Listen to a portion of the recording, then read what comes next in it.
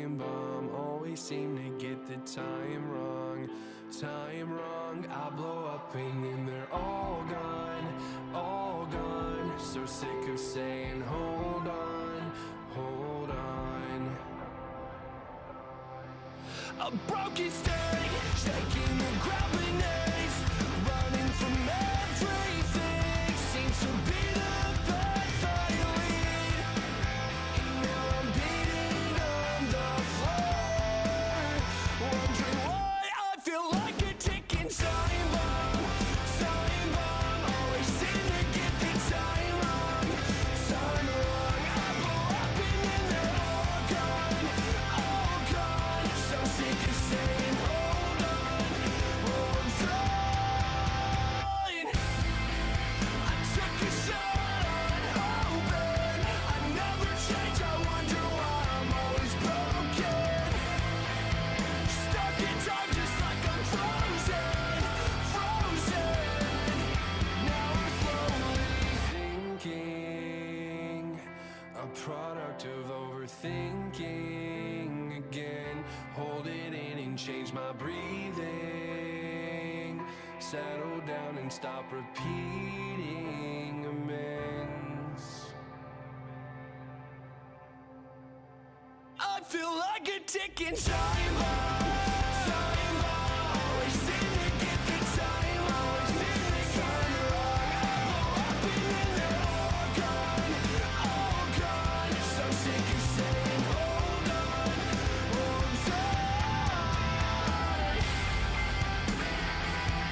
I feel like a ticking time bomb.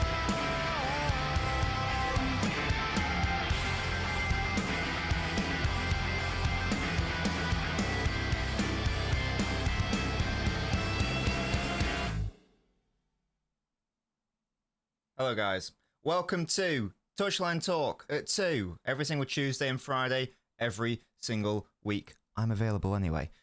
In today's installment, another exciting installment, we are going to be touching on the Juventus game. We thrashed our opponents, yes, battered them, we love to see that. We're going to be exploring why that was the case. You know, was there anything different that happened? Was there anything that could be taken as a blueprint into next season? That sort of thing. Before we start, I'm late because I was on an LBins with LB.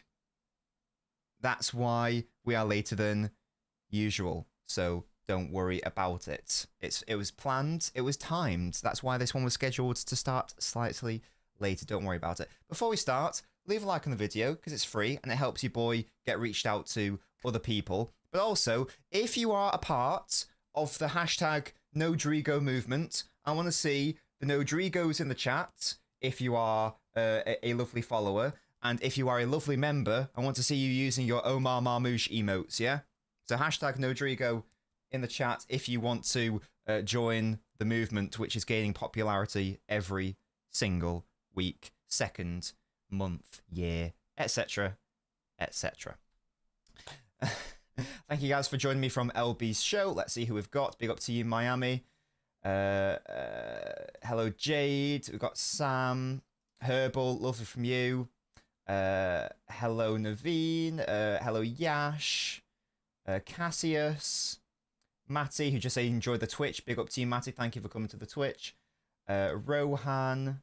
Dave, so many lovely people. Hello, Musty, and Linny, Sumava. I wasn't making fun of LB. Someone told me to put the filter on, so I did.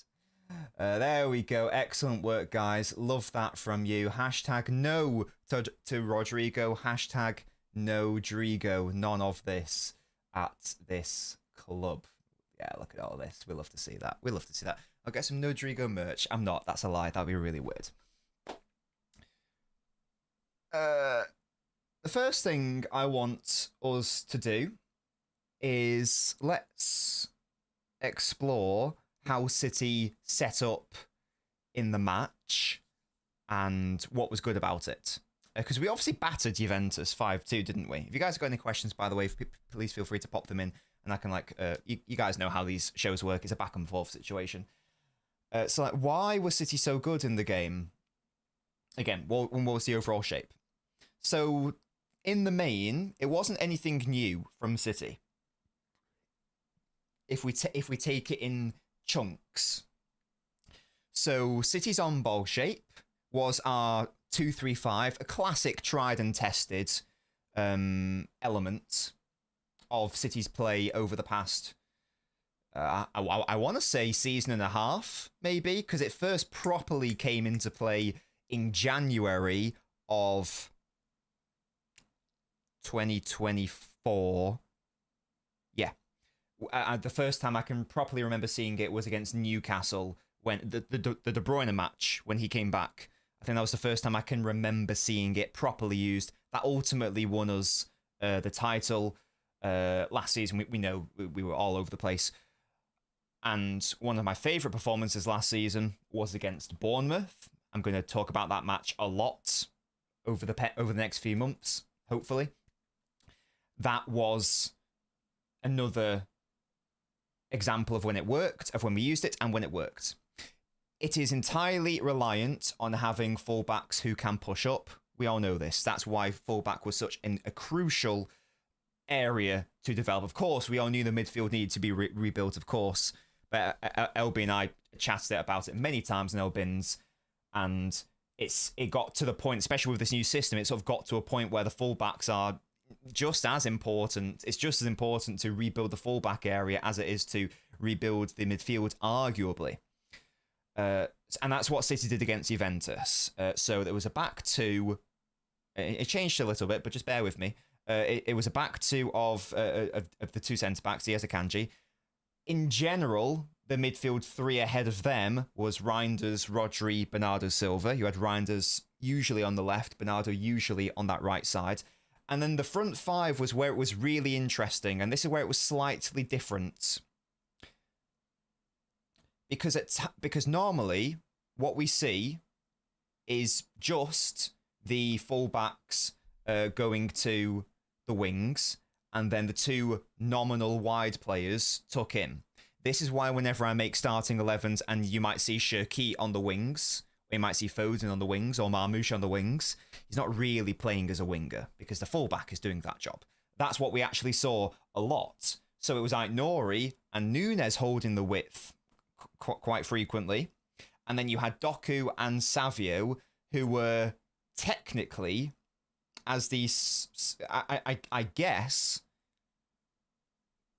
like wide tens, you might say. I don't know what the correct terminology would be, but essentially like the positions that we would expect someone like Marmoush or Foden or Cherki to pick up, and they were basically acting as these false wingers, and that was nothing new, because we've seen Doku do that. Again, going back to the Newcastle game, he did that with Gvardiol providing that width.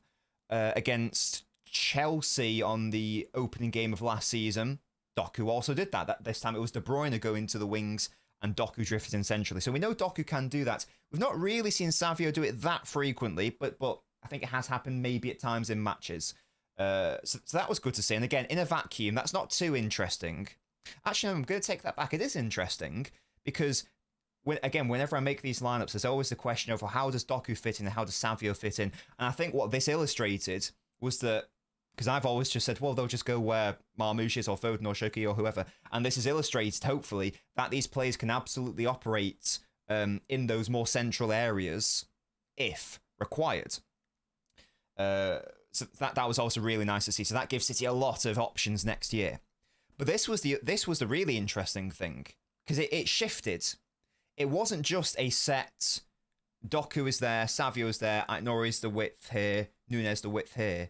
A lot of times, Doku and Aït-Nouri would rotate, and Savio and Núñez would rotate, and what we actually saw a lot was Aït-Nouri playing more of a central role, and sometimes Doku technically being the widest left player. And indeed, that's how Doku's goal was scored. It wasn't Aït-Nouri starting from a really wide area, finding Doku in a more central area. It was the opposite. It was Aït-Nouri was far more central than Doku, who was our widest left player there.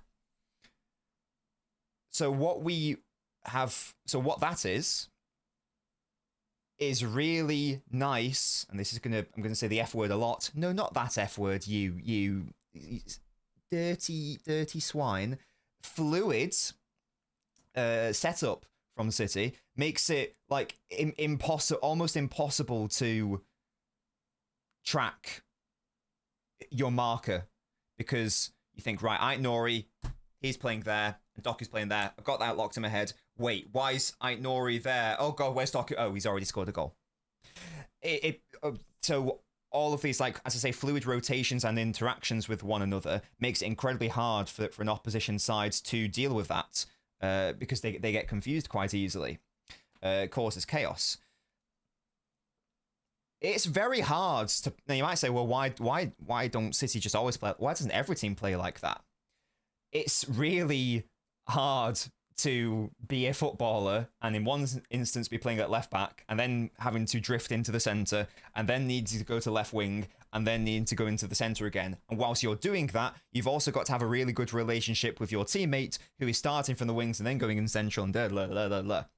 It requires a very high technical level of player to do that.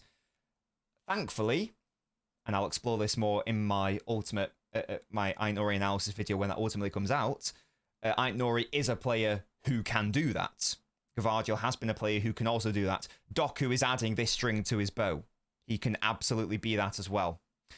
Jimmy, thank you so much for celebrating your membership with me. 15 months as an ultra. What rat badge do you have? I believe that is... I think that's the platinum one. That's the one after gold. Big up to you, mate. Next up for you is an emerald rat. You guys are my little rats, by the way. Your random footballer is Asmir Begovic. It's not alright, Paul. It's not horrendous. There you go. 15 months. Thank you so much, mate. Love that from you. Yeah, so Ait Nori is the key to that actually working on that left side. And again, Doku having to be intelligent as well. So in an ideal world, what we would do is sign a right back who can also do that and is also that intelligent. That would be a beautiful time. That would be a beautiful situation. Cassie says, Ait Nori is my new favourite City player. That's a great shout. That is an absolute great shout. Yeah, he's wonderful, isn't he? I think someone mentioned it before. I think it was Rohan said that Doku's added that run to his game. Yeah, absolutely. Again, I tweeted about it. I just mentioned it on LNobbins as well. That Doku has, I think Pep's also said it before, he says like Doku isn't really the sort of player who will make the running behind. He's far more of a ball to feet sort of wide player. And there's nothing inherently wrong with that, of course, because you want players who are comfortable receiving it like that rather than just making runs in behind. But you want the best of both worlds. You want your players to be multifaceted and to be able to run in behind and also take it to feet.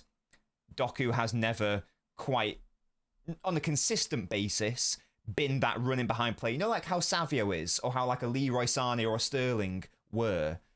He's never not had that consistently. Now, maybe that's in part because he's not had the right environment.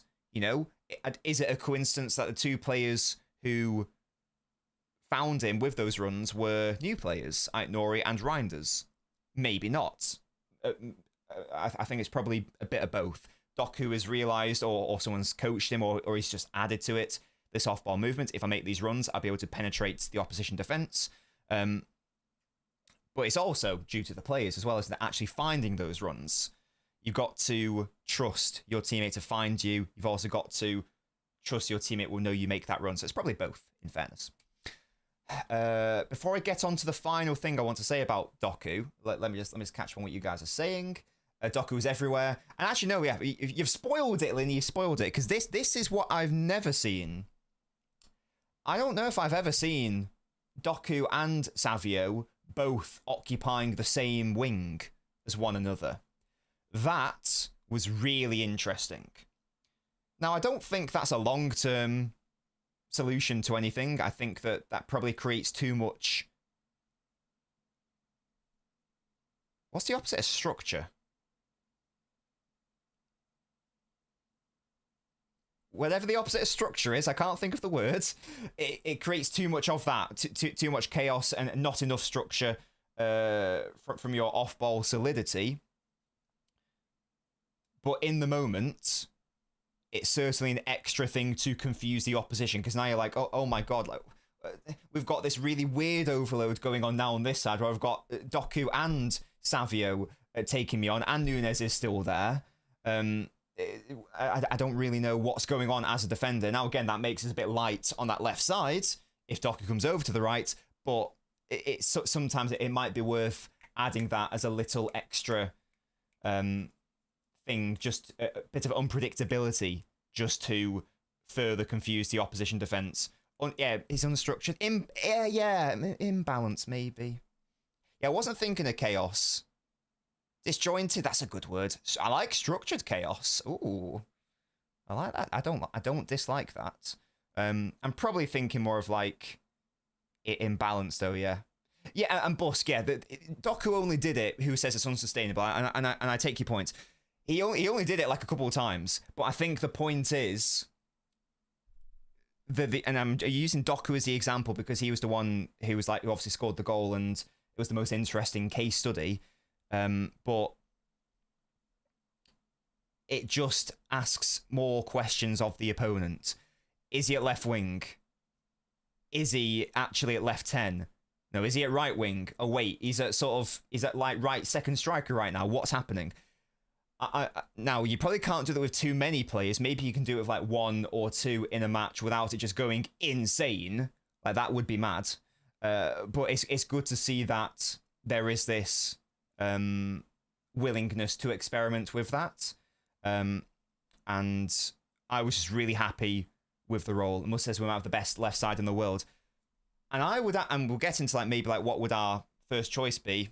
Thank you so much, Jimmy. Always supporting the channel. Big up to you. As I say, enjoy your little rat.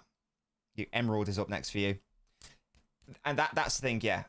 Exactly. And it can be used in moments here and there. It can be absolutely used in moments here and there, that sort of thing. This is the bold filter, by the way, in case like you're new to the channel or whatever. If you're just on LB show, the bold filter activates when I get super chats of a certain amount. Or it might do it in any event. I don't know. It activates for like 30 seconds or so. I can make myself bold. It's a fun time had by all. I was going to say, as I say, we'll get into, proper what would be me. How can we even improve that first 11? I was just going to say, like Musty made the point about the best left side. I would say that we could even improve that by having Marmouche in that sort of area as well. So I think that potentially this structure can go up a level. And I'm now set. I really, really, really liked what I saw against Bournemouth. That is the side. I made a lineup on Twitter, and I'm getting more and more convinced that that is how I want City to play next season. That's what I really want. Centre-backs at full-back was a nice idea. It worked for a period. But Pep has always favoured attacking fullbacks, always throughout his career. That centre-back stint, it was an experiment. It worked. Got us the treble. I wonder whether Pep would even go to that had he had the requisite fullbacks at his disposal rather than Ake, not Gavardi at the time. Ake, Akanji, Stones, a more defensive player in Walker at that time, and so on and so on and so on. I wonder.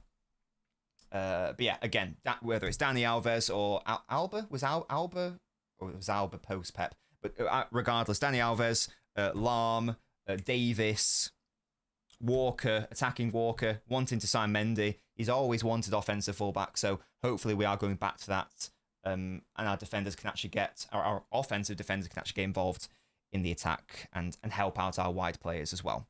That's also going to help out Savio. I know we touched on a lot of Doku there. It's also going to massively help out Savio as well. Even with Nunes, to be fair, but if we get another attacking right back who's a bit more natural in that sense. Yeah, sorry, Alba, not Alba. My bad. I always get them confused. When did Alba join Barca, guys? Can you let me know? Oh, did he just miss out on Pep? I know he had Abidal, of course. I can't actually remember. My brain is having a fart. Can't remember. Let me know, guys. I know there was Alaba. That's who I was thinking of. Yeah, sorry, not Davis. Yeah. Gareth says, is this Rodrigo talk bullshit? You're damn right it is. Hashtag no Drigo. Don't forget to hashtag, guys. Don't forget to hashtag no Drigo. We don't want that shit. This movement is gaining momentum. Yeah? It's not just me using it.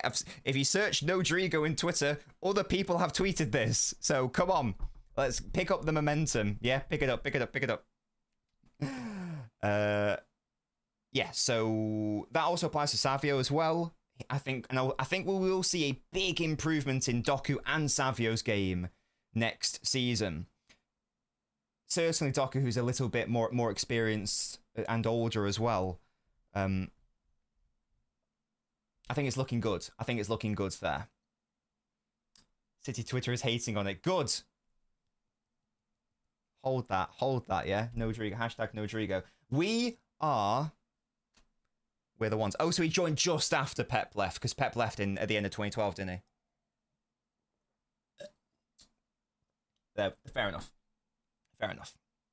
Certainly Dani Alves, so certainly Alaba. And again, certainly Mendy, and certainly Walker, and so on and so on and so on. Yeah, so I was very happy with Doku, and again, the structure generally. What I also liked, make sure we're leaving a like on the video, by the way, guys, it's free. What I also liked was how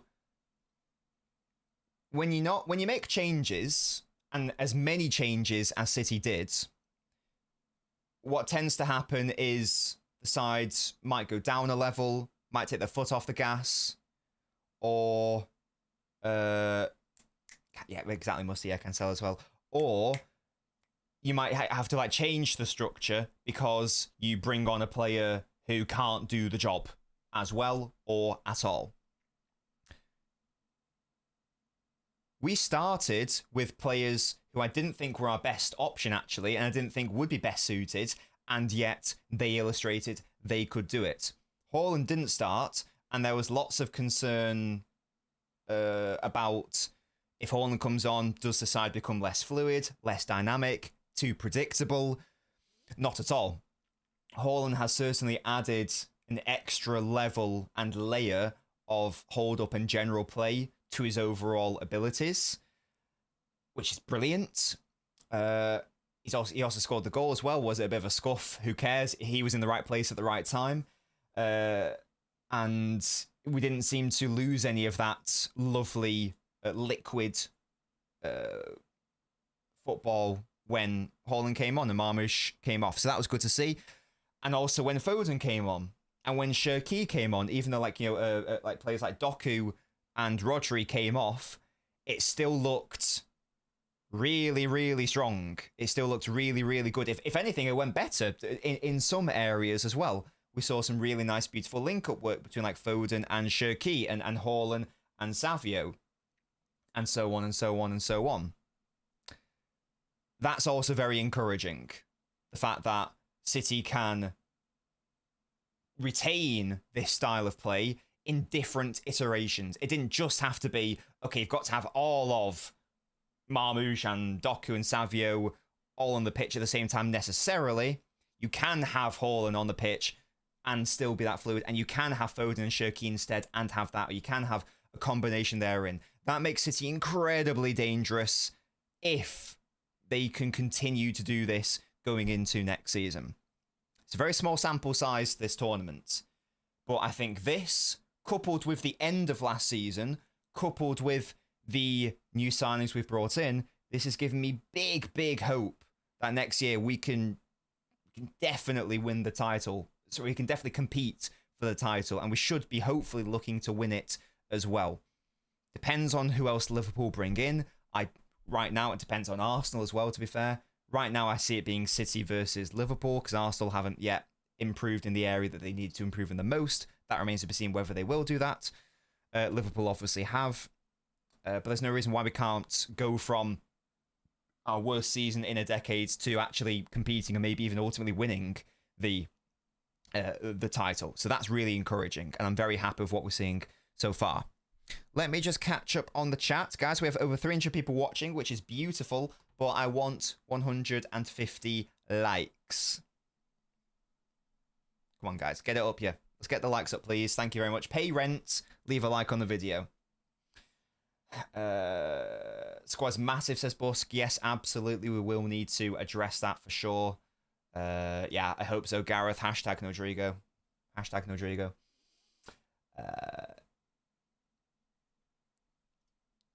See, I don't know, B. I to be honest, I don't know.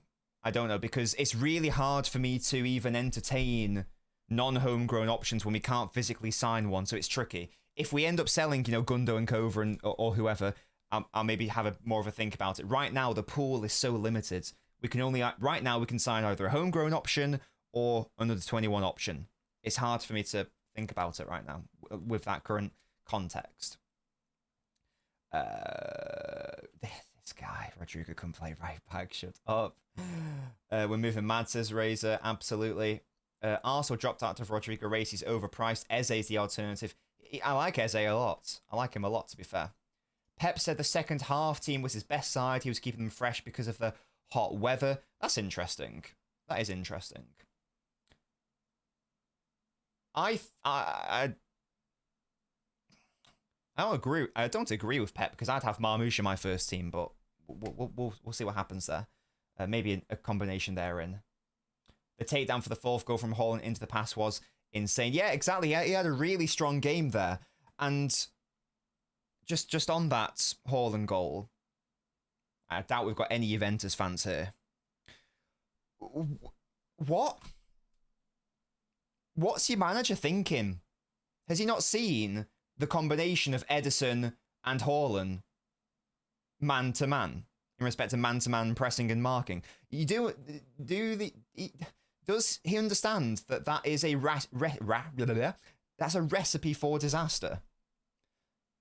Ederson made a mistake for Juventus' first goal, but he was also essential in respect of how he played, certain with the launches up to Haaland, who found himself and Marmoush as well, a number of times 1v1 with a centre-back. Again, we were very, very impressive. Of course we were. I'm not trying to take anything away from our performance. But why don't teams learn that you can't do that? You can't do that at all. And also, shout out Savio, by the way, because what Savio was doing was Ederson was on the ball. Savio would drop deep. First of all, the whole midfield were quite deep. Savio and Doku also would also drop deep. That would force... So if it was Savio, that would force the left centre-back to push up to mark him. That then leaves the other centre-back, or the central centre-back, one-on-one with Marmoush. Now Marmoush can make that running behind. So shout out Savio as well for doing that. Yeah, I have no idea what Juventus were actually playing at. So thank you for feeding into how we want to play, and then we want to go direct if we can, because if the space is there for Haaland to attack 1v1, why aren't we going to attack it? I have no idea why they didn't learn their lesson. It was pretty impressive. It was pretty impressive. But you've got to exploit them. You've got to make the runs. And the runs were also really nice as well. Not enough box crashing last season. Not enough at all. For the Foden goal, you had Foden and Savio crashing that box, getting ready for Haaland to play it to one of them. So lovely stuff from obviously Haaland, but also Foden and Savio for making those runs as well. So little things like that. Just like, sounds like an easy thing, but that was missing last year. Little things like that. That's what we want. Exactly. Chorizo Bear, so many options on the field. Nice dog. Hope we don't burn out the squad. It's more tiring than usual preseason, says IDK. Yeah, there is like a month, isn't there, before... Although I guess there'll be another preseason as well, won't there? So yeah, it's a thing. But yeah, Pep's comments about not wanting to tire them out, I think we'll be fine. I think we'll be fine. And the squad needs this. The squad has desperately needed something like this, if not to just have this feel-good factor, also to embed the new signings. And like again, like players like Rodri, who've been out for a whole year, he needs that rust off him. Foden, who had, for his standards, a disappointing year, he now needs this time. Bob, who was injured for the whole season, he now needs his time. So lots of players getting that rust off, getting back to hopefully their true selves again. It's been a very good, even though I had my doubts about wanting this tournament to exist, no one can deny the positive benefits for these City players who need it. So yeah, big up to Jimmy. Great use of that Omar Marmoush emote. I've added a big brain Nobbins emote, by the way, so feel free to use that if you are a member. If you'd like to join the channel, You can do so by clicking that join button, or the link is in every single video description. You get exclusive analysis videos. You get fun perks like emotes and a different chat thing. You also get included in the Hall of Fame, which I'm just going to pop on the screen right now. And as I said, I've recently been doing exclusive videos as well. So you're not missing on. If you're not a member, you're not missing out on everything. It's just like a nice bonus bit of analysis and data that we touch on. As I say, you also get to join these beautiful human beings here. So shout out to everyone for supporting me. And also you get to support me. That's the biggest perk of them all. There's me with my big brain. Yeah. Gunnar's been good this tournament. He has, Musty. I think everyone's been good, apart from like maybe, and even Akanji was good against Al Ain, wasn't he? So I don't think there's anyone who's been shit. Essentially, there have been a couple of mistakes, sure, but I think of the main collection of players who you consider you want them to start,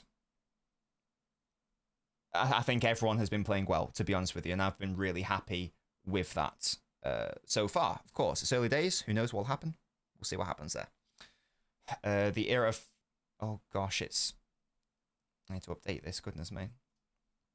See how lovely it's actually got to... The list is too long for that. There we go, lovely. Beautiful. Diaz looked more athletic, says Suri. Maybe he was carrying a knock last season, I'm not sure. No, Akanji was not good yesterday, but I just meant to cross the 3 games. Jumanji. Yeah, Ryan does ask, this guy is, if ever there was a City player not playing for City, it was Reinders at AC Milan over the past year or so. Again, we mentioned it on LNobbins. It's no real surprise. If you watch even a little bit of Reinders at Milan, and I obviously did when I scouted him, it's not really a surprise that he's slotted in this easily. He's just perfect. He's a perfect partner for Rodri. He's even got, again, I accept it was only Wydad, but he still played inner sole pivot on his own. Against the better sides, he and Nico will be a great pairing when Rodri is not able to play. That will be incredibly solid. And hopefully he's giving people like this defensive solidity. Because again, there was lots of concerns about Rodri coming off an injury. You can't have him on an island in midfield with no support. Can Reinders provide that? You're damn right he can provide that. He and Rodri alone are more than solid enough off ball. I would go one step further. I would actually add another player into that midfield. We'll see what happens, of course. That's personally what I would do. And maybe I'll get into what I would like my best 11 to be maybe towards the end of the stream. Noir Gaming, by the way, subscribed. Thank you for that. Love that from you. Bernardo looks refreshed with the new signings and energy they've brought, says Ollie, for sure. I'll not be happy if Akanji starts more than 10 games in the league next season. I think he probably will, because I think there will still be some games where we want to play with a back 3 on ball rather than a back 2, and currently the best player to do that would be Akanji at right back.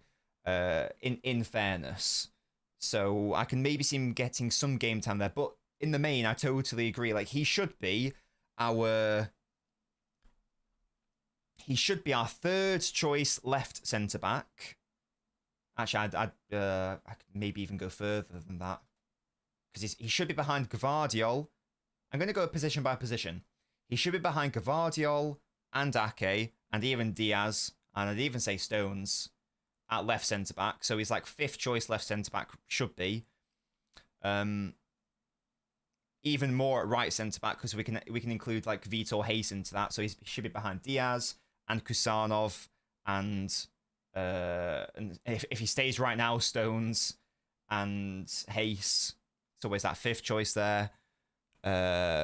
He's what, 5th choice left back? Because we'd have Nori and Gvardiol and Ake. Oh, so maybe 4th choice then. And then right back is where he's probably going to play most of his games. Right now he's behind Nunes. If we signed another player, he'd be behind him. Rico Lewis might just be like more of a midfielder nowadays. So he might be like 3rd choice right back if we sign this more attacking player, but he would be first choice right back if we needed the right back to be a centre back. So it does depend on shape. I will say that. But in the main, I want to play back 2 based on the players we have right now. So I can see both sides of it. I can see both sides. It's more of a shitty Juve performance. Remember the Chelsea home game last season? They went man-to-man. We destroyed them, but when it came to low blocks, we struggled, says Yash. And yes, of course, this is why we don't want to make it too much of a false dawn here. We did batter... Oh, sorry, Nico O'Reilly, you're not wrong, Yuri. Yeah, so he's also behind him as well there, you're not wrong. Yeah, we don't want to go overboard, but there is still no doubt that we put 5 past Juventus, and there is no doubt that we are the only side, I believe, who have won all 3 of our group games, to be fair. So, of course, real stuff in, let's not go overboard, but we can still be very hopeful and very happy that we've achieved what we have achieved. Yeah, I think that's fair. I think that's fair. So yeah. No, I'm not. No, it's at 2 a.m. and we're not streaming that. I'll be in bed. I'll watch it the next day and we'll chat about it whenever, but I'm not streaming that. If we get to the quarters, I believe that is at a human time, and I will stream the quarters. I will be abroad for the semis and the finals. I'll be in Croatia. Sorry about that. There were moments in the Juve game where Juve was sitting deep inside their own half. There were, yeah, definitely, yeah. Definitely. Either way, I don't really know what Juventus were doing. But yeah, it was good to see that it didn't really matter if Juventus pressed us, you were shafted. If you sat deep, you were shafted. If you went man-to-man, you were shafted. So that was really good to see. And again, I know they rested a lot of their players also, but they did still beat us 2-0 last season, so it is a nice little revenge thing. I like that. I like that a lot. Me gusta, me gusta, me gusta. So, that was lovely. As I say, that was... Is there any other players I want to talk about or touch on there? I thought that... I've touched on the runs, haven't I? So like the runs that Foden and Savio are making. We've only seen it in like glimpses so far.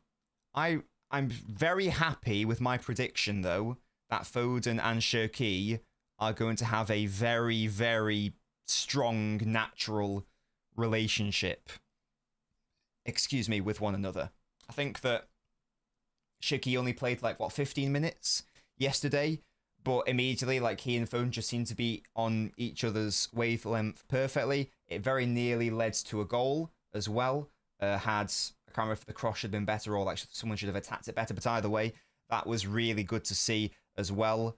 I haven't seen enough of Aït-Nouri and... In fact, have Aït-Nouri and Marmoush played together yet? I might be misremembering. Have they even played together? And by that, I mean Marmoush as the left-sided player, not playing centrally, because I know that they've technically played together, but I mean on that left side. Have they played together? I don't know if they have, but I can definitely see that developing into a really good long-term relationship as well. Yeah, so Aït-Nouri, Marmoush, Foden, Cherki, Aït-Nouri and basically everyone. Basically. Haaland as well. Haaland's connections with all of these players around him and all the runners around him also. That's gone up a level. That's really nice to see that he's not just this pure scorer or whatever. He's adding this to his game, so that's lovely to see.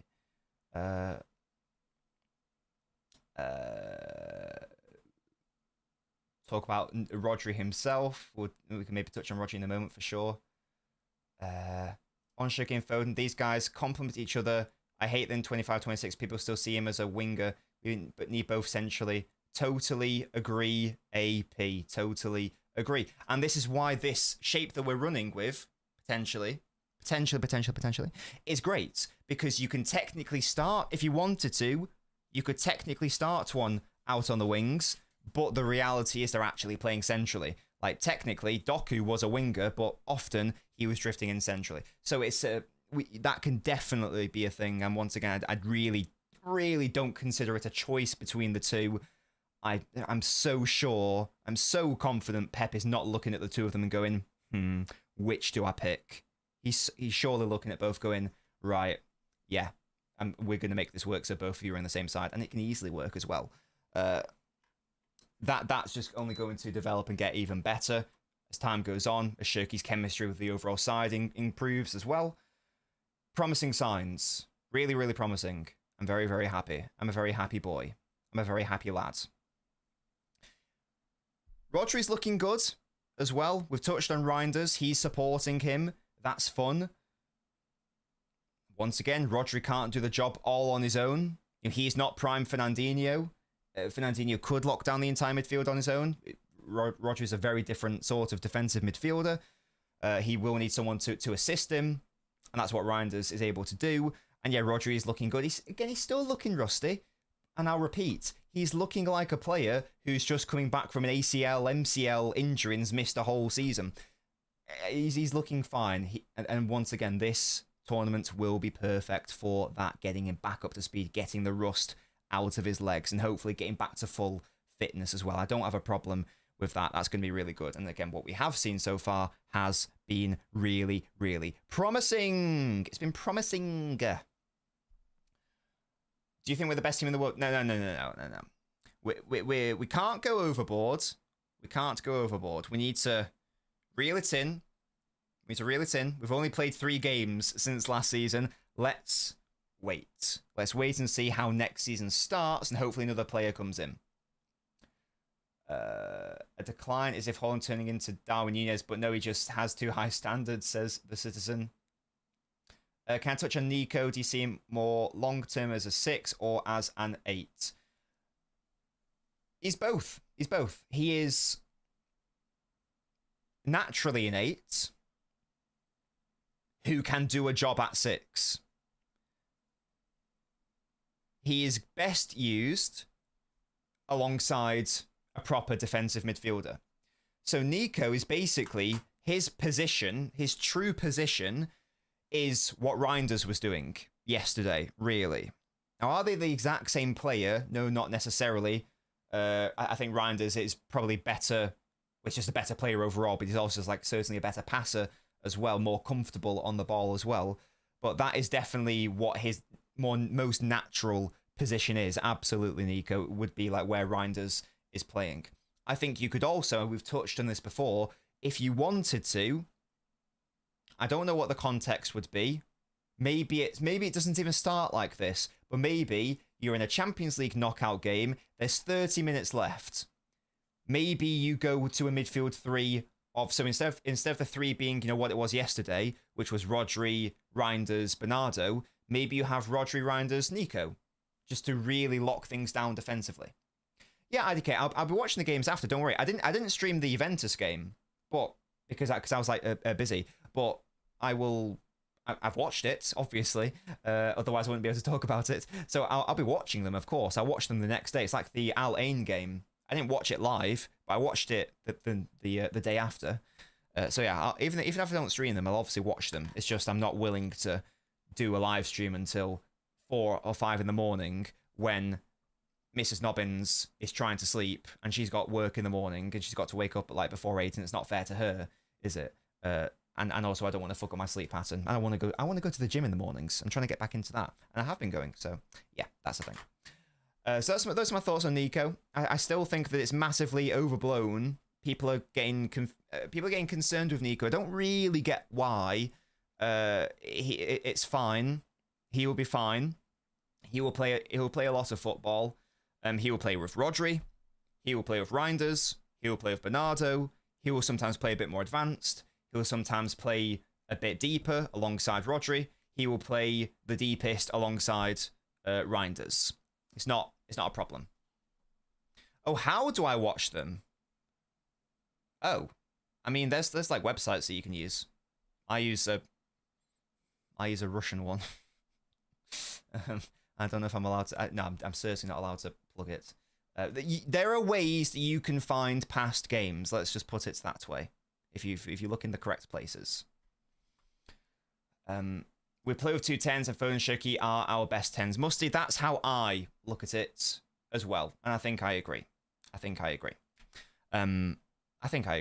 Although, to be fair, I'd probably play Foden slightly deeper, but there we go. Yeah. Holland to feast, definitely. Is Rodri the best Prem DM ever? Oh, yeah. Yeah, definitely. Definitely. It was Fernandinho, but he's won the bloody Ballon d'Or. Like, you can't not say it's Rodri, can you? You can't not. We've only played against back five teams. I want to see us play a top team like Chelsea. Exactly, Ash. That's the thing. That against better sides, who knows what will happen. But right now, all we can do is base it off what we've seen, and what we've seen so far has been lovely. Can Nico become the Rodri replacement? No, so I think that right now, no. Now, there's no reason why he can't develop into that player and become like a Soul 6. But right now, he shouldn't be being viewed as a Rodri replacement. He should be being viewed as a Rodri alternative who is most natural when he can play alongside him or ahead of him. Could he become that in the future because Nico is a lot younger than Rodri? Perhaps. But right now, he's certainly not an out-and-out defensive midfielder. He's a natural 8 who can play 6, who might be able to be developed into that 6. So maybe he could become it in the future. Maybe you are correct. But right now in the short term, no, that's not how we should be looking at someone like Nico. He'll play his best football with Rodri next to him. Absolutely. Mrs. Nobbins is a City fan, but you know. No, yeah, he was asking after. He was asking after the facts. I don't know if they've got like a recap thing. I mean, if it's on Channel 5, I record the games. If the game's broadcast, then I record them with my Skybox. Proton VPN knocking on the door. Yeah, NordVPN, where you at? Where's my sponsor? Yeah, where's my sponsor? Oh dear. Roger had a similar first 6 months to Nico. I'd actually say that I think Nico's actually better than Rodri in those first 6 months, to be honest with you. I don't think Nico's looked bad at all. I think he's looked good.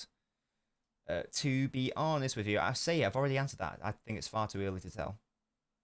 Far too early. A Skybox, it's a, Sky is a company, it's a TV company, and you get a physical box. It's a TV box. The company is called Skybox.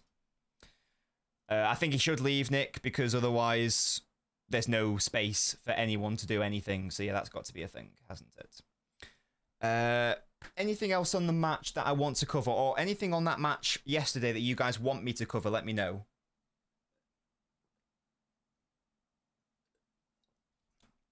Any other players I haven't touched on? Again, Edison made a mistake, but I was happy with his ball playing overall. Nunes looked good. Again, the question will always be, what about the better opposition, better wingers? We'll see what happens there. Akanji, we know that he's not starting quality. He's a good backup option. I would keep Akanji for that reason. He shouldn't be starting for us. Aït-Nouri is so wonderful.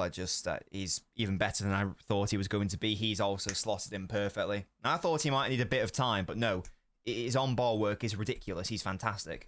And he's so, again, you need these players in order to have a system that relies totally on your fullbacks being comfortable in the attacking areas. You need Aït-Nouris. You need Gvardiols. You need Dani Alves's. That's what we need now to hopefully bring in at right back as well. Rodri touched on. Bernardo, yeah, looked good again. Didn't have much to do, to be fair, Bernardo, but I would like to replace him with a player who I think could do a lot more in that role, but that's fine. Reinder's beautiful human being. And yeah, the front three, yes, Savio, Doku. Hopefully they can kick on and keep going like this, because I keep defending these two, because I'm big believers in both of them. And I feel like they're getting a lot of shit. I mean, getting a lot of shit over the past...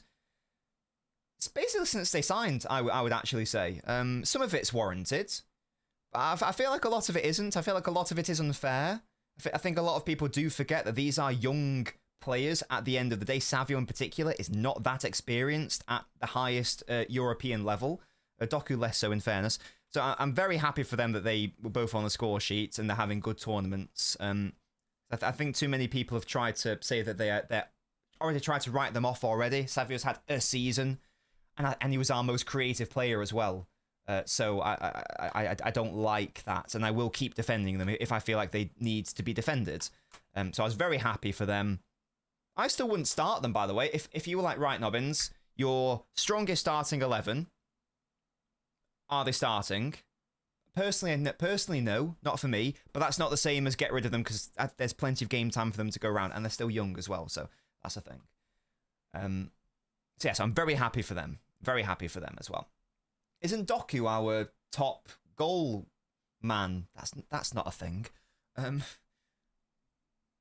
He's got 3 goals and assists, right? Is that right? Am I thinking of Savio? Someone has 3 goals and assists for City in this tournament, and they're leading. I'm sure it's Doku or Savio. I'm sure it's one of them. I know Haaland also has 3, but he scored a penalty, so that doesn't count. Non-penalty goals and assists, I'm sure one of Doku or Savio has 3. Doku's got 2 goals. Has he got an assist as well? I feel like he has. I'm not sure on that. If someone could please...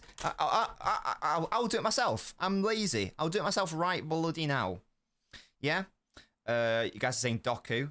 Excellent. Let's have a look. Player stats. Goals and assists. Right. Elise doesn't count. Elise doesn't count because he's got 5. How many of those are against fucking Auckland? How many?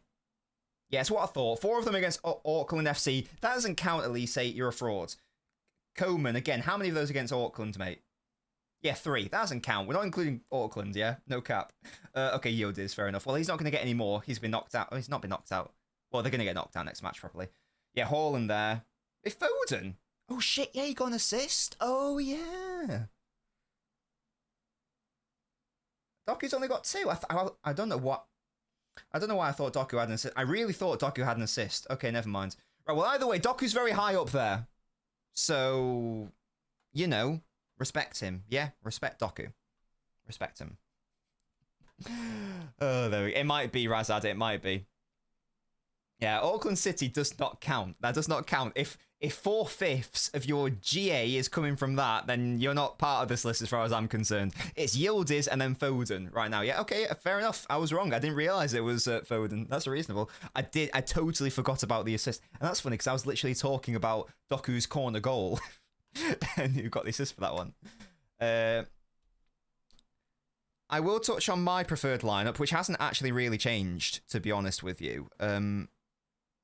Let me just look at the bracket, because we are now in a very, very favourable side of the bracket, aren't we? And of course, the deeper we go into this tournament, the more interested I am in winning it, obviously. I want to win any trophy I can. Club World Cup bracket.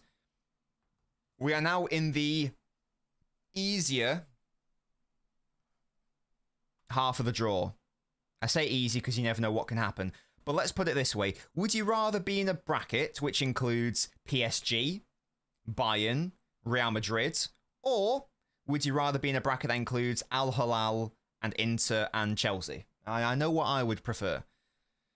So we will, if we win our games, we will probably play, no, we will play Al Hilal, and then we'll probably play Inter.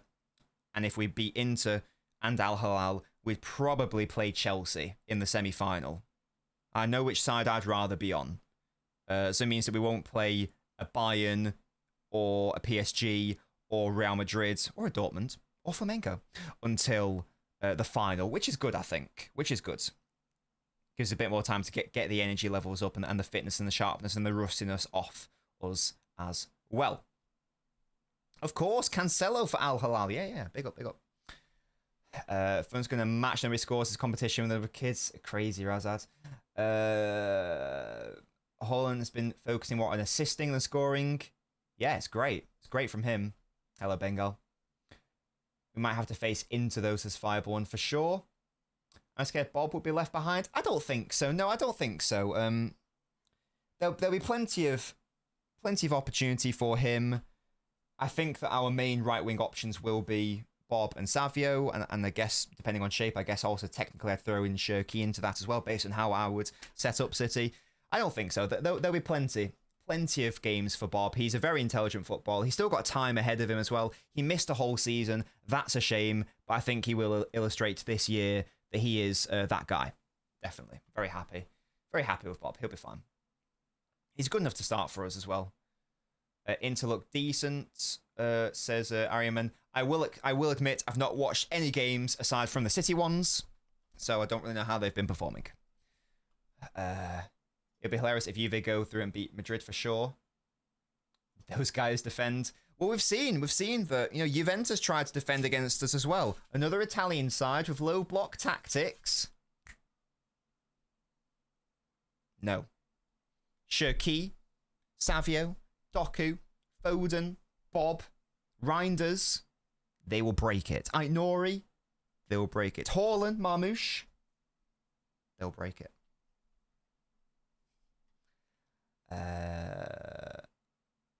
Bob is older than Cherki. Yeah, no, Cherki is incredibly, young, but experienced as well. Bob isn't really experienced yet. That's the key difference between the two. Cherki has already had like 5 years of senior top flight football. Bob was supposed to have his first year last year. Obviously didn't happen. Giroud is young and fairly inexperienced manager, and we should be winning. Definitely. Yeah, exactly. They haven't got fucking, what's he called? Inzaghi, who's the boy. So it's fine. It's fine. Oh, Bengal. This is beautiful. Absolutely beautiful. So yeah, my starting 11. And again, you don't have to agree. That's absolutely fine. My opinion has only become more solidified as these games have gone on. The team that I want, and again, this is going against literally everything that I've just said about how much I am going to keep backing Doku and Savio.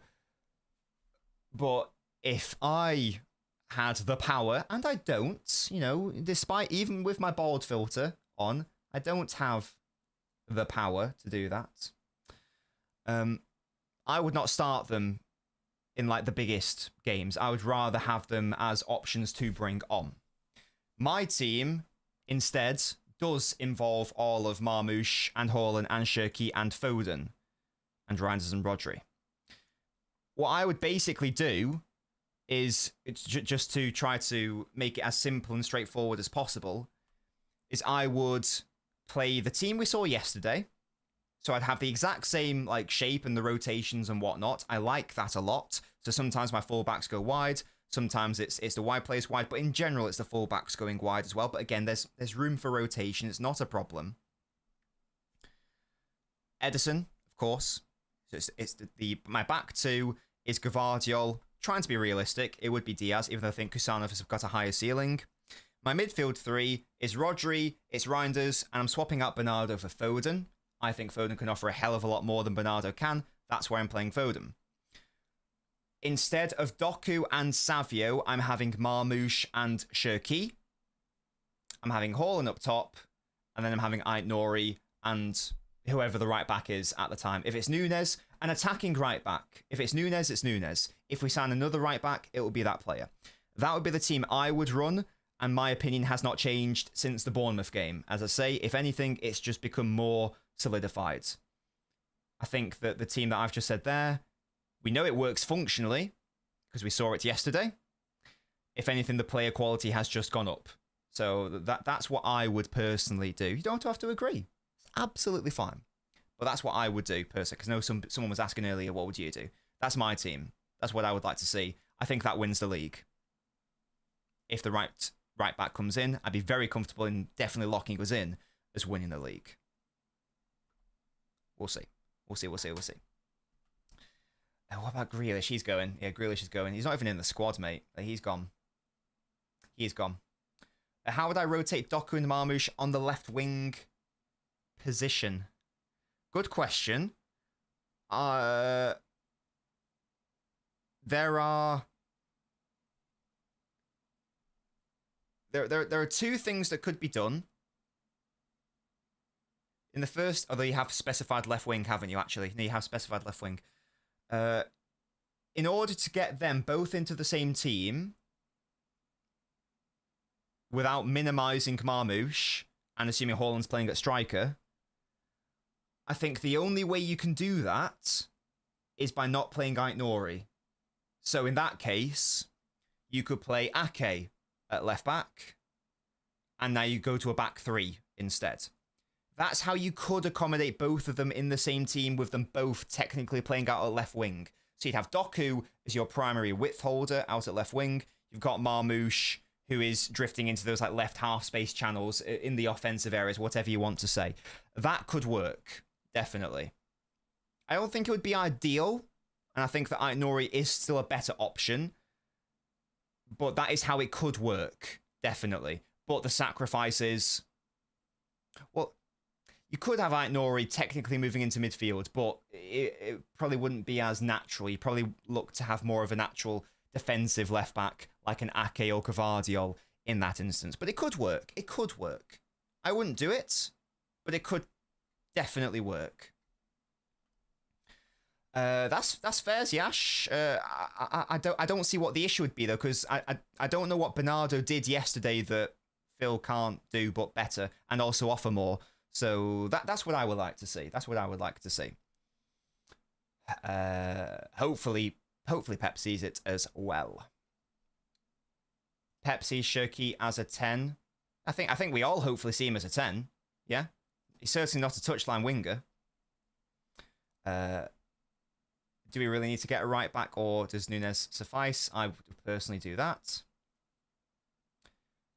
Al Hilal aiming for under 30% possession wouldn't surprise me. I prefer Doku over Marmoush at left wing. Sasuri, I think he's started to offer a lot of what Marmoush does in behind, in addition to... That's interesting, sorry. So, are you sacrificing Marmoush, or... Because I assume he's playing Aït-Nouri as well. So, are you trying to accommodate Marmoush somewhere else, or are you more leaning towards not starting him at all? How do you see it? That's an interesting take. I don't personally agree, but I'm interested to hear. I can be swayed. I can be swayed. Because I know you're sensible. Not playing him now is sacrilege. Sure, Dave, but he can't play 38 games. Sometimes you might want to, and yeah, maybe Nico O'Reilly can play instead. But sometimes you might want to play a more defensive side. You might want to build up in the 3-2, and you might not want to play, a Kanji there. Maybe you want to have a more attacking right back in that instance. So it depends. I think the good thing is there are options. There are options. We haven't seen how Marmoush... I'm so convinced they will link up brilliantly well, but you are right, we haven't yet seen it. What's my roguist starting 11 that could work? Roguist? You mean like one that is totally out of the blue and one you wouldn't even really think of? Like what's the... Is this question like, what's the weirdest team I can make while still being functional? Basically. Is that what you're after? I like the 3-3 build with Ederson. Yeah, totally. And that's why Ederson, that's why I keep saying, I'll keep defending Ederson, because he's one of the only goalkeepers who can do this, not only in respect to like the short build-up, but also the launches as well, and finding the runs of Marmoush or Savio or Haaland or Foden and that sort of thing. Who are their best players, Al Hilal? I know they have Cancelo. They're the Saudi side that have Koulibaly as well, right? What other players do they have? Are they the ones with João Neves as well? Who else are their main lads? Doku could also go on the right as coach. You're not wrong.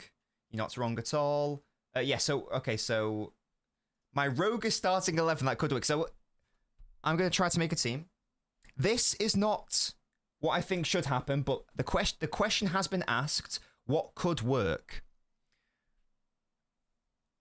I would... So I'd still have Ederson in goal, obviously. Right, okay, we're gonna play back three with and without the ball. Crazy. So we're gonna have Aït-Nouri and Nunes as wing backs on and off ball. So let's play 3-4-3, a flat 4, a flat midfield 4.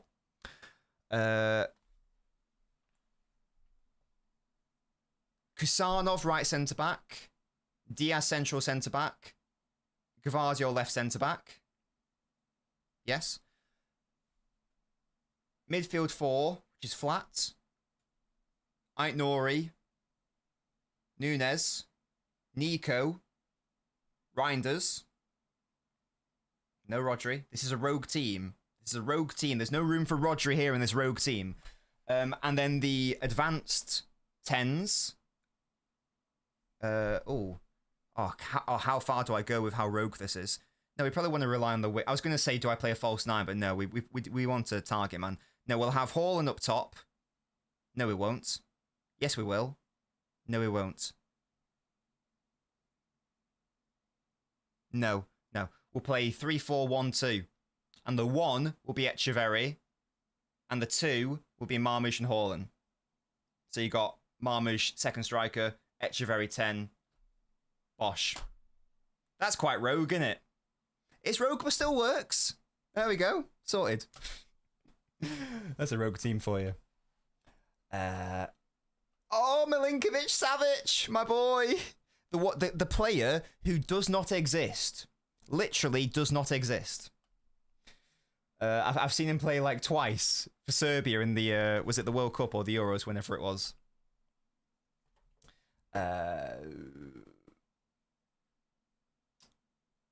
Everyone seems to see Marmoush as a better inside forward than Doku. I'm not convinced, especially when Doku's shown better ability in tight spaces. So yes, sorry if you said it earlier. What would you do then? Are you not starting Marmoush in your starting 11? Is Marmoush not starting, or what? Let me know. Does that beat Burnley at home? Hey, this team is sick. I'll have you know. That's actually a competent team I've just made. And it was rogue. It didn't have some of our best players in it. Well, Razad, chill. Well, I was trying to also make it work logistically. Like, not otherwise I would have just had, like, yeah, would have had John Stones in attacking midfield. Jeremy, that's why it's rogue. Rogue and woke, you say? Oh, God.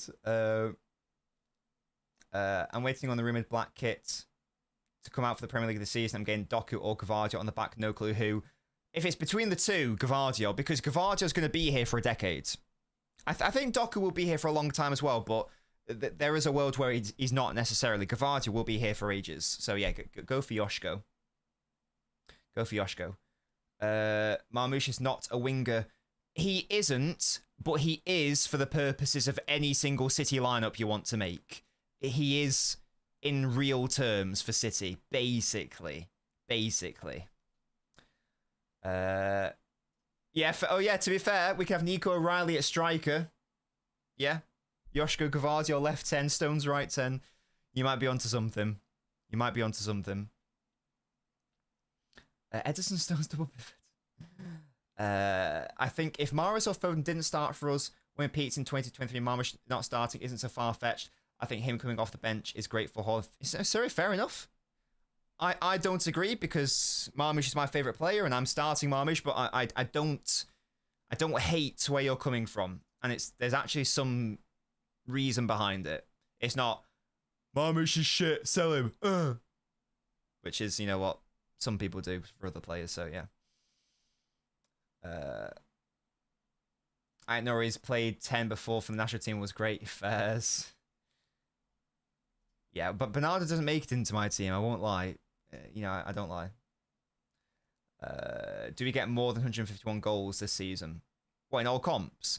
I think we did this, didn't we? We crunched the numbers on a stream. I can't remember if anyone took a screenshot of it, but we basically found the average of how many goals do you need on average to win the Premier League, and we were able to do it.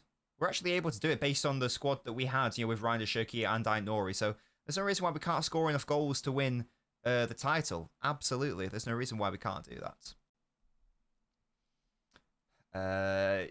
Yeah, big up King Omar, big him up. Holland and Lockins link up play trait, absolutely. Is there anything else? Because I'll be left like another 20 or so minutes. Is there anything I haven't covered? Any topics from the Juventus game that you guys would like me to cover? As I say, we always try to keep these touchline talks around 90 minutes long. We've been live for an hour and 10. What else could we talk about? I think we've touched enough on the game and the individual players.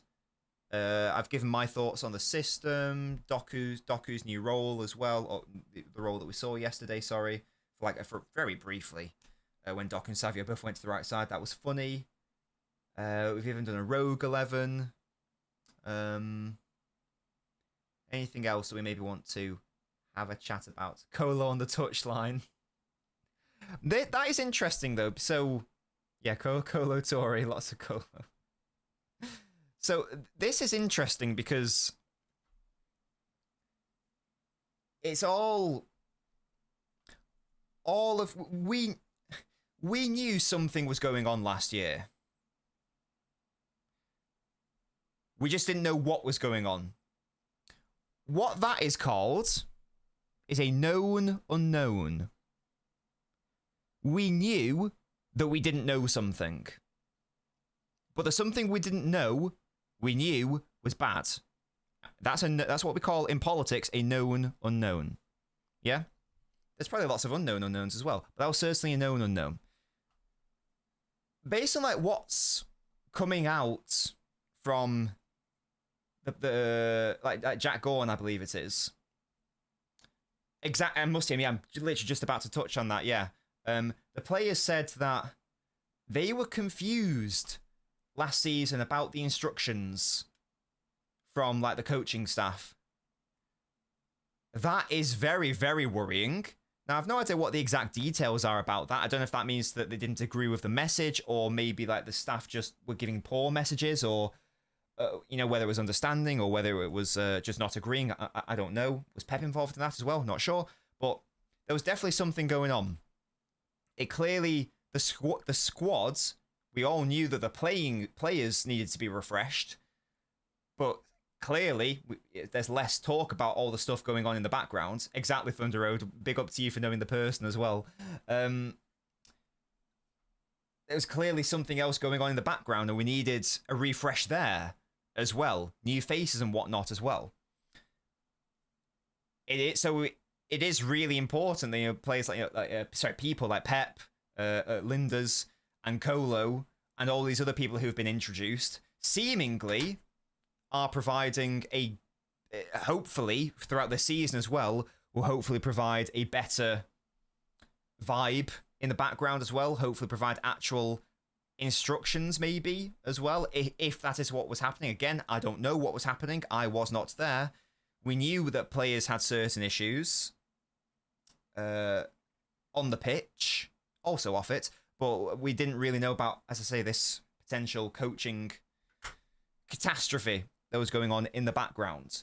I don't believe that the reason why that we beat Juventus yesterday was just because the coaching staff has changed and now the players know what they're doing and now they're happy. I don't buy that for 1 second, but I am saying that it couldn't have hurt, could it? It can't hurt for that refresh to have happened, and I do think we will see dividends across the entirety of this season. Certainly because that's the case. That's the case, you get me? We shall see. Pep should go for Adama Traore and turn him into a right fullback. Wait, what? What? No. Yeah, that is a crazy take.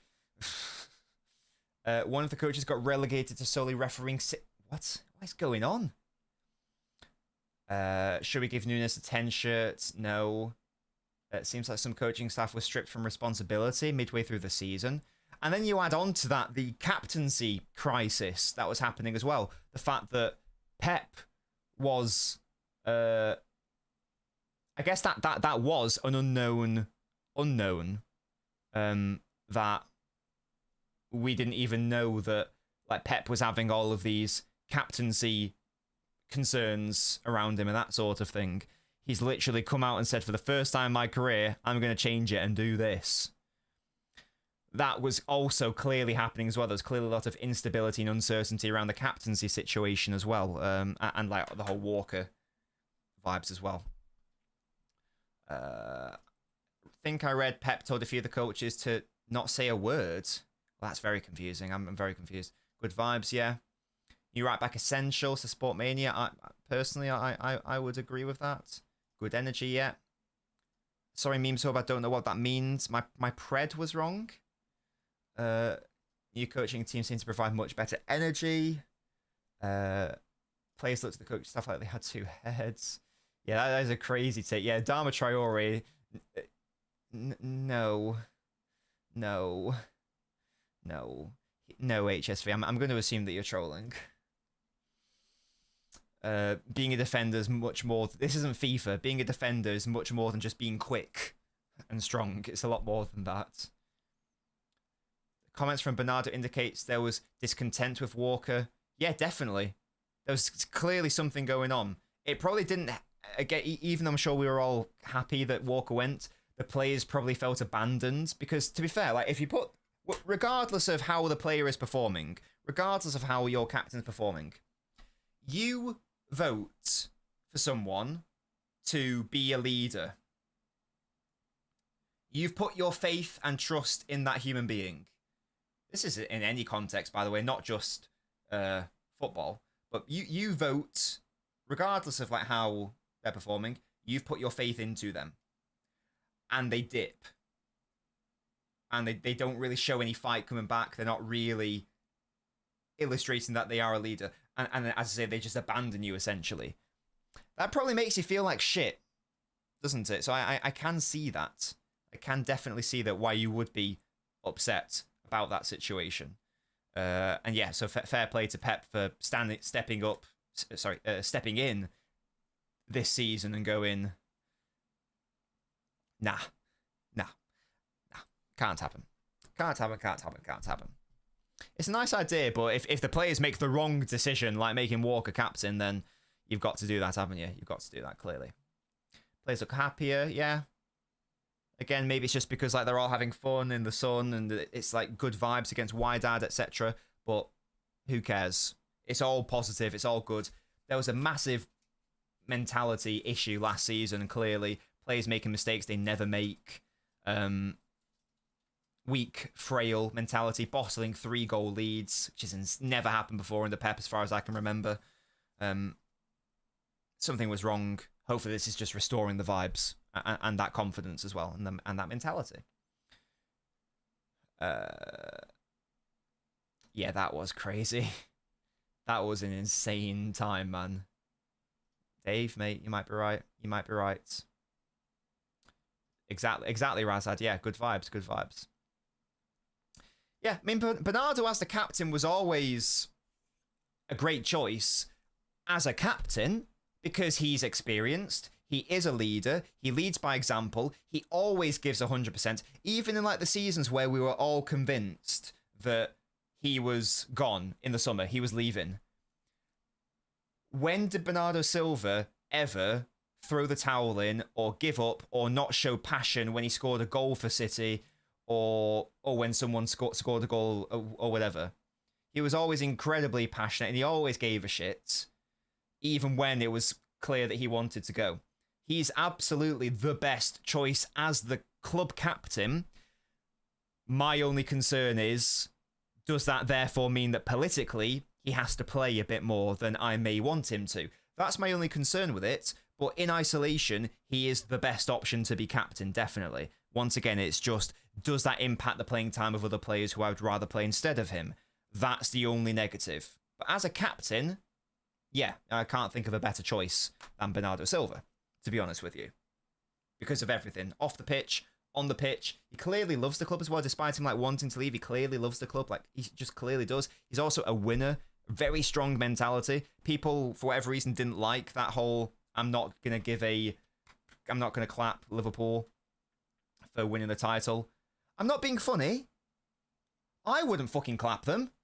If they were my arch title rival over the past couple of years and they've just won the title, I'm not clapping them. I'm not giving them. I probably would have even gone one step further. I wouldn't have even stood where Bernardo would have stood. I was just like lined up and gone, right, can we please get on with the game? I wouldn't have done that shit. They're my rivals. I'm not applauding that. Fuck that. I want to twat them on the pitch. Let's get this match started right now. Yeah, if it was a different team that I've got no association with them, fair enough. Not applauding our title rivals. Fuck that. So yeah, big up. I'm with Bernardo on that. I'd do that as well. Maybe that makes me a bad person. Maybe that makes me a sore loser. IDK.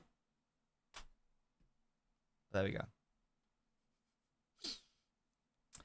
Yeah, definitely. Yeah, he kept talking to him. He kept dropping deep to make sure he was fine on the ball. Yeah, definitely. I just speared Sally. Yeah, definitely. No shot, no shot. But Bob's not going anywhere. Don't worry about that, mate. Yeah, well, look, I would have sportsmanship, but not after the rivalry that we would have had with Liverpool at that time. Because at that time, we despised Liverpool at that time. It's changed now because, like, we're obviously not currently like title rivals right now and haven't been. Also, like, it was also Klopp and Pep, I think, to be fair. But, like, it got bad. That rivalry got really, really bad. Certainly as someone who, like, went to the matches, and like I didn't go to Anfield, but like and family who went to Anfield on both sides. By the way, I'm not trying to say one side was worse than the other. On both sides, it was very, very bad. It got really violent at times and aggressive. I'm not applauding that shit. Fuck that noise. No shot. That's what you've got. That's Little Menace, yeah, exactly. How do I assess Grealish's career? Disappointing overall, of course, but he did help us win the treble, so I'm never going to label him as a flop. Overpriced? Oh yeah, horrendous. He was never going to be worth that much money. Never going to be worth that much money. He was more like a 50, 60, 70 million at a push sort of player, really. And I think if he was signed for that fee, I don't think anyone would talk about it. But obviously, it was a release clause, and it was what it was. Yeah, oh, God. I didn't like the kit selection. Upset. It got very bad on both sides. There was also like a bus that got destroyed, of course. Yeah, there was lots of fights on both sides again. It was not a good time. It was not a good time. It's dialed down a little bit of late, but yeah, that period from sort of like I want to say 2018 through to like 2022 ish. It got pretty dark at times. It was pretty bad. So I wouldn't have applauded. Fuck that. And again, I'm not trying to excuse City. A lot of City fans were also fucked up in that time period as well. It was both sides, sadly. Too dramatically beautiful, brilliant. Do I see Etcheverry, Foden, Bob, and Shirky in the short term, medium, and long term, especially considering they may occupy the same zones? So all of them definitely. No, not all of them necessarily. Definitely Foden and Shirky and Bob long term. I've got no issue there. Zero issue there. The only one I've got a question mark over is Etcheverry. Because I think he needs a loan. And if he doesn't get that, then maybe he gets frustrated and just wants a move. Long term. It's going to be hard for him to break in without having that experience elsewhere. So Etcheverry would be the only one I'd be concerned with long term. The others, absolutely fine. Got no problems there. I didn't like the kit. IDK, maybe that's just me. Premier League coverage will soon feature touchline interviews. The growing Americanization of football, I'm not a big fan of. No disrespect to the US, but I just don't like that.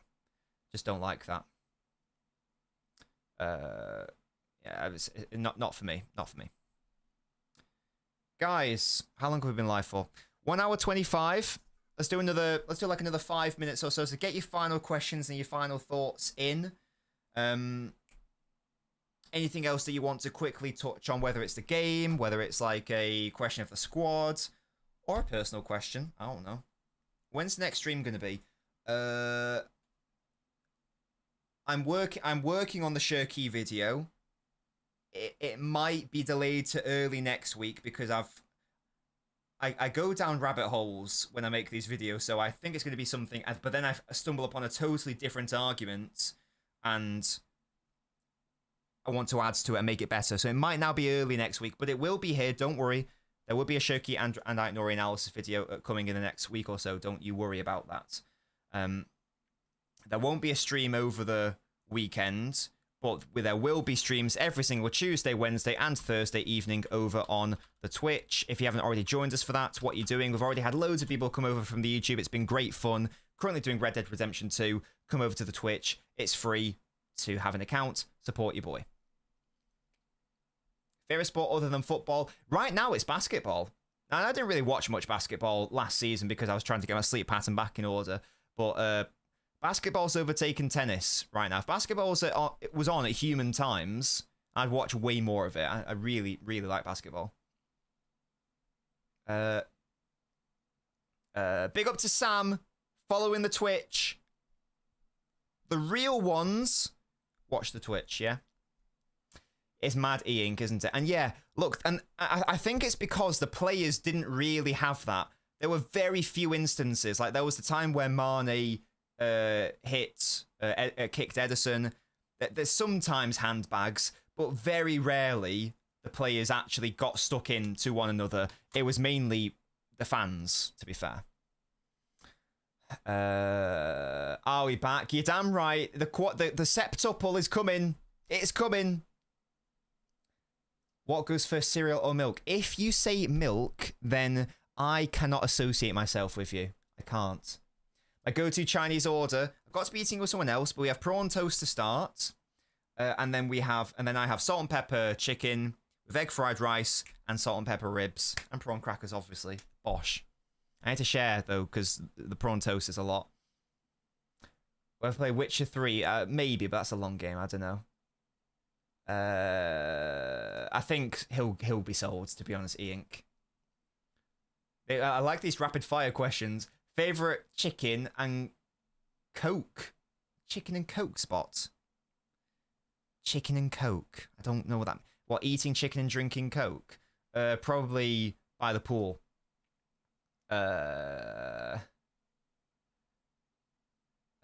Tennis clears basketball. I've lost my interest in tennis. Women are starting in a few days. What team do I support? The T-Wolves. American football, it's not for me. Too many stoppages. I keep trying to get into it, but there's too many stoppages. I can't do it. Favorite takeout is probably Chinese. Do I like cricket? Nah. Too slow. Too long. Who's to go, Grealish or Scott Carson?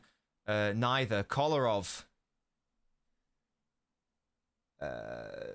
No duck pancakes. You're a weirdo. I can't fit them in with my massive order. I can't do a Scouse accent, Musty. Have I played World of Warcraft? No, I've not, Sam, no. I've not. Can we have cooking with Nobbins? We cook on this channel already, yeah? We cook fools for their shit opinions, yeah? And we cook by making sick lineups. Yeah, I know what you mean. Probably not. I don't know how I'd do that. Don't know how interesting that would be either.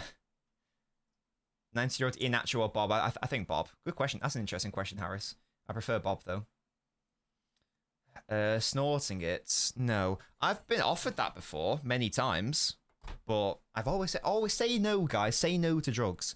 When I was in Porto, I think I got offered Coke 19 times, I think it was, in the end. Mad. Absolutely mad.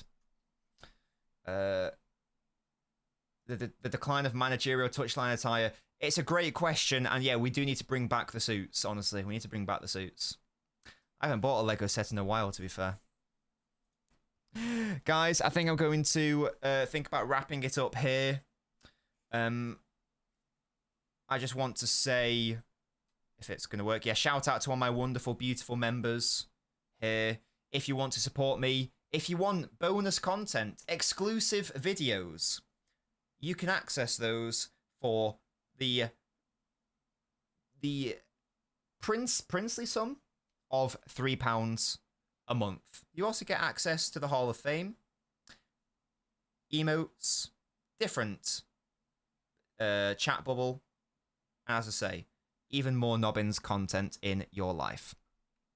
I want to see, if you're not going to do that, that's fine. You have to do something else, though. You got to go follow Twitch and come to the Twitch streams as well. Every single Tuesday, Wednesday, Thursday evening, and also match days as well. But right now it's Red Dead Redemption 2. It's loads of fun. I still answer questions over there, whether it's about City or whether it's about... there you go, King. Big up to you for following the Twitch. Whether it's about City, whether it's about football, or just if you want to get to know me a bit more, because on these streams I don't really go into the nitty gritty of my personal life as much. So, for example, the other day, it was I revealed for the first time. I didn't even realize I hadn't revealed this. That I have experience, teaching like special needs children many years ago now.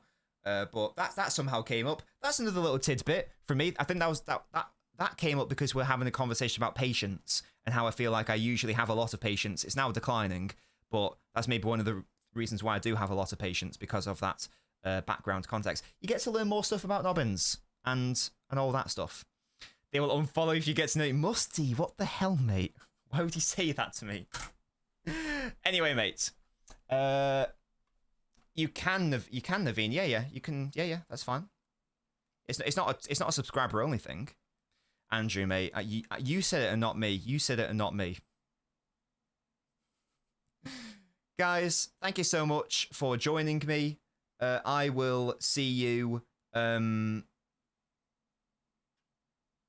I guess Monday, because I'm not streaming over the weekend because I want to work on my Shirky video, and so I won't be streaming. Yeah, there'll be an Ask Nobbins on Monday. I'll probably be on L Bins on Monday if he wants me. We'll do Touchline Talk on Tuesday, and then Shirky will be released hopefully end of this week, maybe more like Monday, Tuesday, but we'll see how I get on this weekend. I'm not going to rush it and make it shit. It's going to be good. Trust me. Thank you guys for your support as always. Wonderful stuff. More content to come. Hope you're enjoying the Nobbins remontada, whatever it's called. See you guys next time. Bye bye.